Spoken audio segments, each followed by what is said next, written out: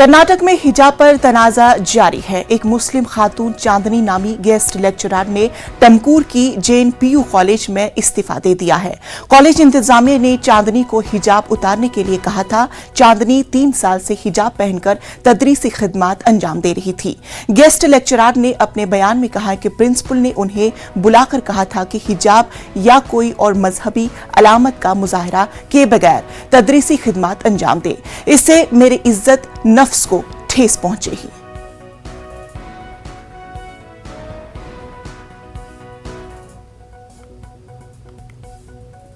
ನನ್ನ ಹೆಸರು ಚಾಂದಿನಿ. ನಾನು 3 ವರ್ಷಗಳಿಂದ ಜೈನ್ ಪಿಯು ಕಾಲೇಜ್ ನಲ್ಲಿ ಅತಿಥಿ ಉಪನ್ಯಾಸಕಿಯಾಗಿ ಸೇವೆ ಸಲ್ಲಿಸ್ತಾ ಇದ್ದೀನಿ. ಈ 3 ವರ್ಷಗಳಲ್ಲಿ ನನಗೆ ಏನೂ ತೊಂದರೆ ಆಗಲಿಲ್ಲ. ನಾನು ಆರಾಮ್ಸೆ ವರ್ಕ್ ಮಾಡ್ತಾ ಇದ್ದೆ.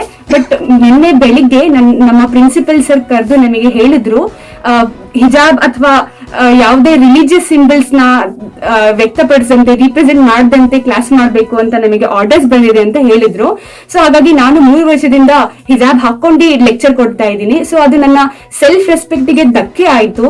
ಸೊ ನಾನು ಸ್ವತಃವಾಗಿ ರಿಸೈನ್ ಮಾಡಿದ್ದೀನಿ because I am not okay without hijab working in that college.